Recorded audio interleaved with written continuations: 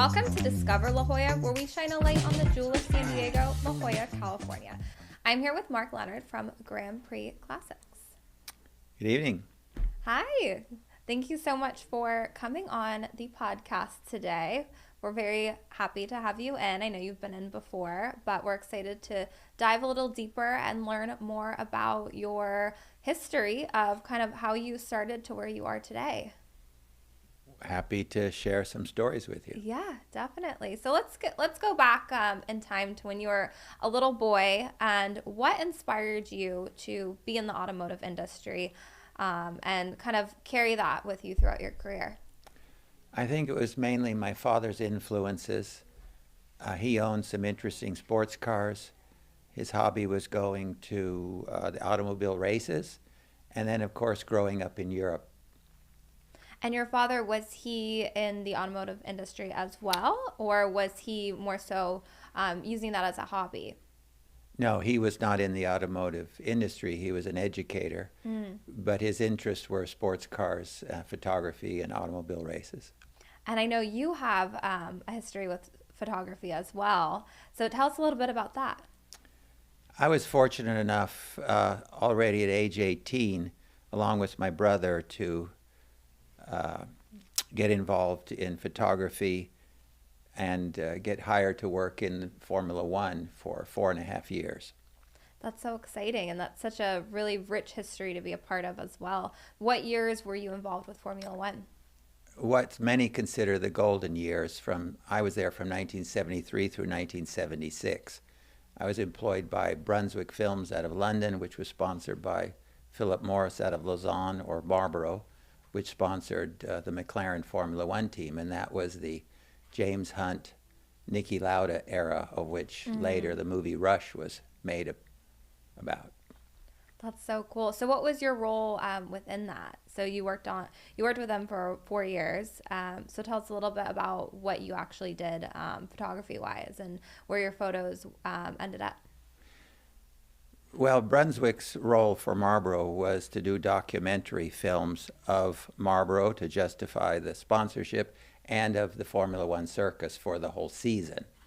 And my role, starting at age 18, was to drive the vans, to help load the camera magazines, to aid the cinematographers in their task, and to take the still photos.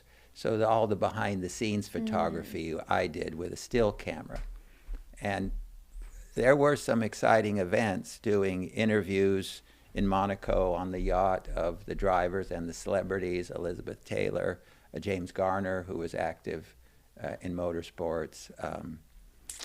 Drove a small motorcycle at Monza with the photographer sitting backwards on the back, filming the driver's foot race. Did an interview with Francois Sever in Le Castellet on the French Riviera of his life. And so there was a lot of things where, as a youngster, you're involved in behind the scenes, and these are your idols or these stars. And later you pinch yourself and say, I was there. Yeah, that's so cool, and that's a really great memory to have and really great experience. So what made you kind of step away from photography and get into opening up the dealerships and more of like the collections? Yeah, that's interesting. You have to think that the photography was a little bit of an apprenticeship. It was a little bit of a university study. At that time, we weren't well paid. You were there for the passion and the enjoyment of the sport. And I had the ambition to own a business and do things, and also I was an American that had lived in Europe my entire life from birth, with an American father, English mother. And it was time, I think, to explore living in the U.S. So that combination of wanting to run a business and live in the U.S. motivated me to move to San Diego and to start here fresh, and eventually to open my business. And you started originally in Germany, is that correct? Actually, yes. Yeah. You're getting into the details, but I remember them. My father had interesting sports cars, and he asked me to go into the city of Frankfurt, near where we lived, and get an appraisal on his older Jaguar. And I got into sort of a discussion on its value, and the gentleman said, well, I'm not going to win this argument with you on the value of this car. Would you like a job? And he turned out to be the owner of the insurance company that happened to come out, and not the salesperson or a representative. And he also was in a network of people that owned several car dealerships. And so I said, well, what would the job be? And it was to get into car sales. And so I was traveling every other weekend within Europe to the Formula One races, and I was taking night classes for the university. And so I started working for him about 3.5 or 4 days a week. And so I seemed to have some natural ability at it. And then within 6 months, other people approached me if I wanted to work for them and then to open a business. And so I had a financial partner, and we opened a business. And at that time, we catered primarily to the American military overseas. And so we could get them an automobile with U.S. specifications that after their tour of duty, they could ship it to the U.S. We catered, we did wine tours, travel things to the medieval cities, up the Rhine. And being a wine connoisseur, I would guide the wine tours. But that was our captive market. And so there I had my first business for that marketplace. And then you decided to move back to the U.S., kind of start your business here in La Jolla. So how is that different than having a business over in Germany? Yeah, well, it ultimately, as I said earlier, the goal was to move to San Diego and here. And my parents had purchased a home here. So I knew ultimately they would retire here. And I came 10 years before them. But it took me, I think I was unemployed for a year, working odd jobs, getting to know people, getting familiar. You couldn't just jump from one country to the next and just open a business. And I had to be familiar with the industry. But eventually I met people in La Jolla, and I actually worked one place, Motoring Classics, and I met John Brophy, who owned that business. And John was quite well known in La Jolla community from a well-to-do family. He had a beautiful home in the Muirlands. And he introduced me to some of his friends, and we would have breakfast at Harry's coffee shop in the morning. And through that network of people, I wouldn't say they mentored me, but they gave me good advice as they were older than me. And they were forming National Bank of La Jolla. They were going to be the advisory board and the board of directors. And they knew I wanted to have a business, and they believed in me. And so I put together a business plan with the intent of going to see the new bank.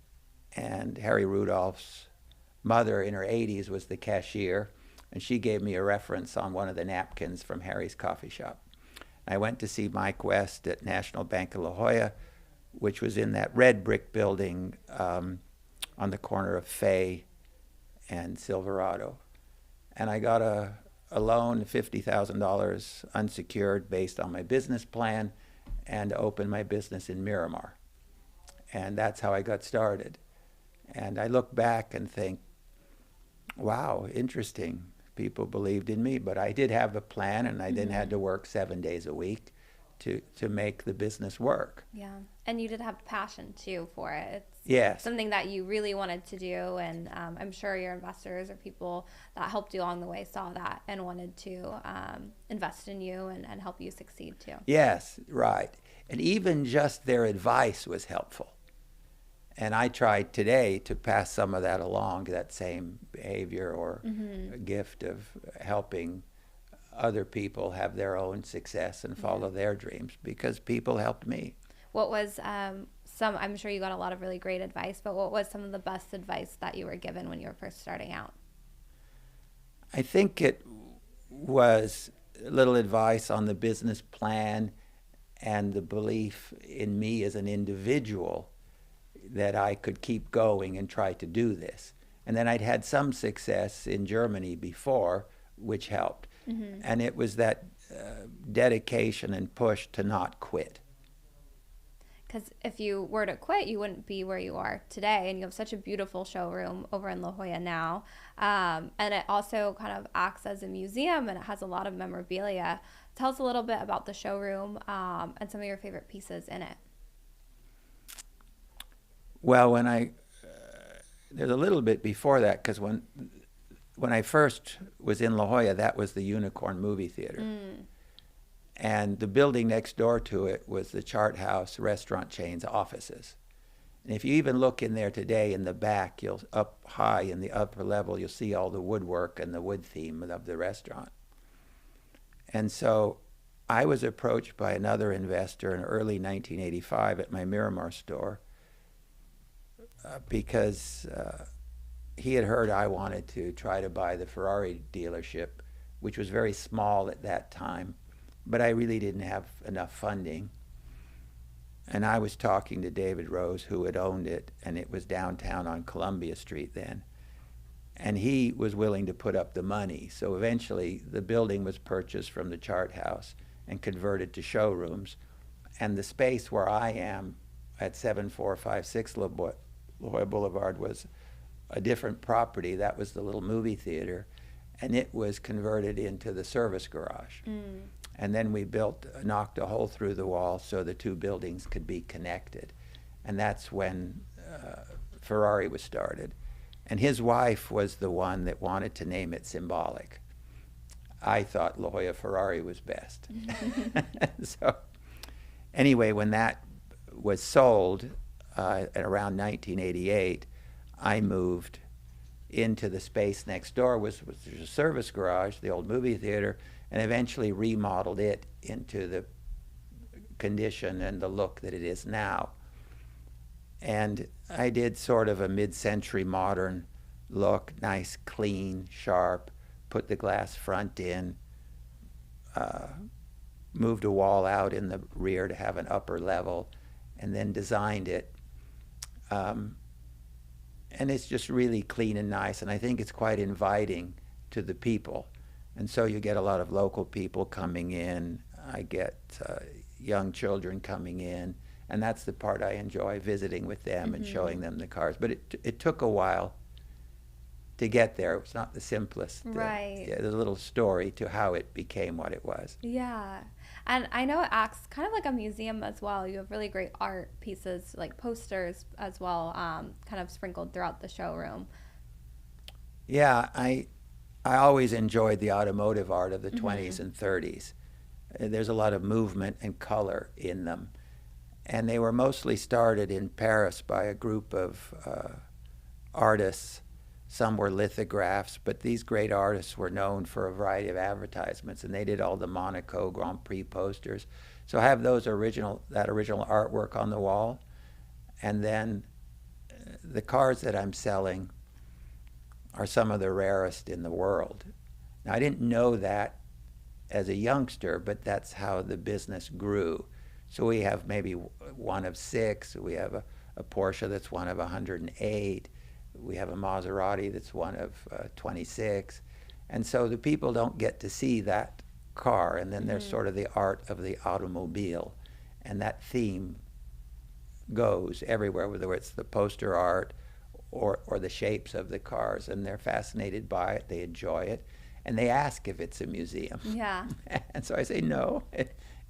But you're welcome. For sale, but things are for sale. I earn my living by buying and selling them. Yeah. And you have a lot of clientele that's not only in La Jolla, but they're all over the world. What's some of your, if you can share, some of your favorite customers you've worked with or people that are collecting these cars? Well, I kept the connections from the racing world. And I started, though, with local customers. But then it grew internationally. And so I've been to the Chandon family to buy a racing GT40 in France. I have good clients in England. I I flew to Germany with Jerry Seinfeld to see the Reinhold Jost racing team, where Jerry bought some racing cars for his collection. It's been quite interesting. I've helped Bobby Rahal, our Indy 500 winner from the 80s, for 25 years with his collection.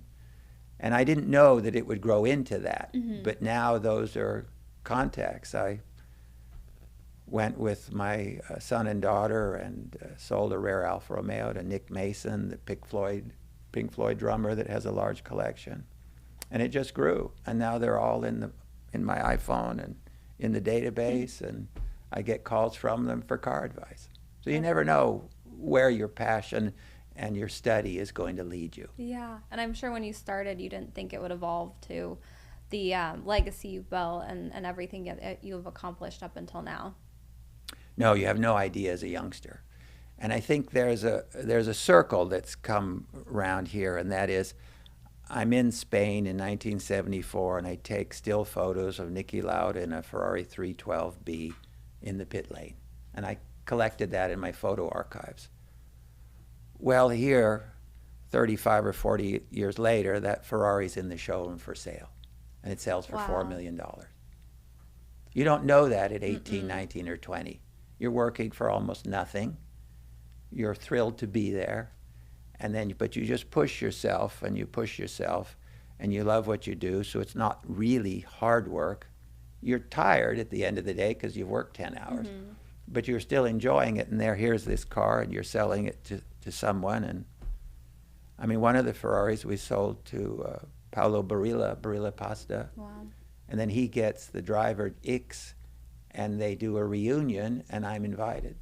That's so exciting. It's pretty, and then I pull out photos from the 70s that I took. And I'm sure that's so special too, because like you said, it kind of brings everything full circle.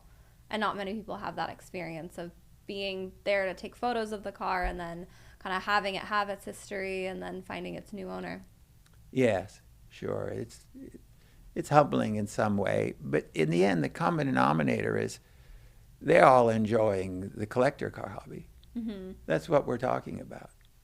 Nothing else is in the way. Yeah. Well, thank you so much for sharing your story and kind of diving deep into your past. I know our viewers are going to be very excited to learn a little bit more about you and about the collections. Now, if someone wants to take a look at the showroom and stop by and even chat with you, how can they do that? We're there Monday through Friday, 8:30 to 5, Saturdays by appointment. They're welcome just to come in and look around at any time. And if I'm free, I'm happy to break away and chat with them. And I particularly love it when the youngsters come by. They can have their pictures taken. I can explain things to them. Awesome. Well, thank you so much. And thank you for watching Discover La Jolla.